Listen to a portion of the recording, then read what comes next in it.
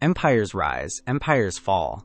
It's an ancient pattern. From Rome to Britain, history offers clear lessons. Yet, every superpower believes it's different. They ignore the predictable 7-stage life cycle of decline. This is the eternal illusion. Today, the United States faces its own reckoning.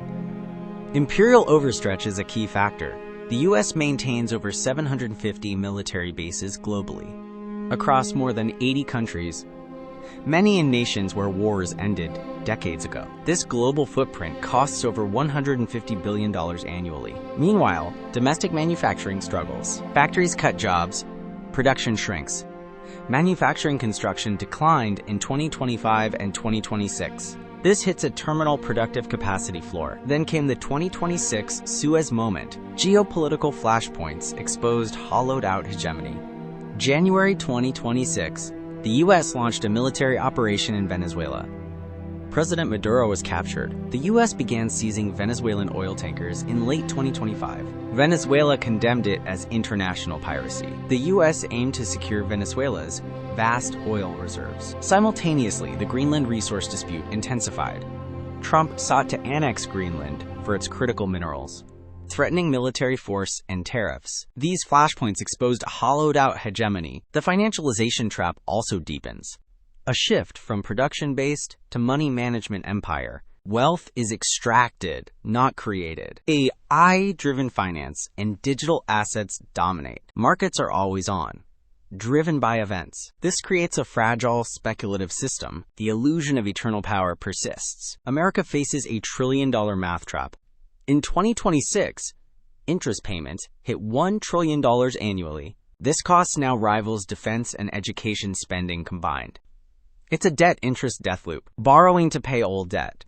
It's a sovereign debt trap. This threatens the dollar's reserve currency status. Global confidence in the dollar is eroding. The system approaches a point of no return. Meanwhile, a new global trade architecture emerges. BRICS Plus has rapidly expanded its membership, now 11 full members, with 10 partner countries. Many seek to diversify away from US and EU reliance. China's digital Silk Road is also gaining traction. It builds digital infrastructure and AI engagement. This promotes RMB settlement, bypassing the dollar. China pivots to high-quality, sustainable investments. A parallel global trade architecture forms. The dollar's dominance is challenged from all sides.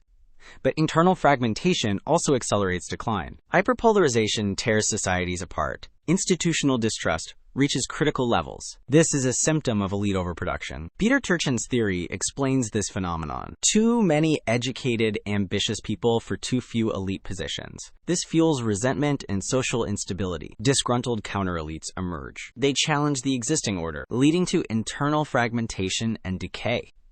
A historical pattern of late-stage empires. The illusion of eternal power crumbles. The 2026 collapse is not a doomsday event. It's a necessary transition into a fragmented, multipolar world.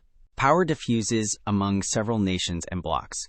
No single power can dictate global terms. The era of unipolar dominance ends. More balanced distribution of influence, fostering both competition and cooperation. Regional powers gain significant influence. This transformation requires enhanced diplomacy. A world where many voices shape the future. The old order gives way. A new global equilibrium emerges. This is the world of 2026, fragmented, multipolar, unpredictable. The illusion of eternal power is finally broken.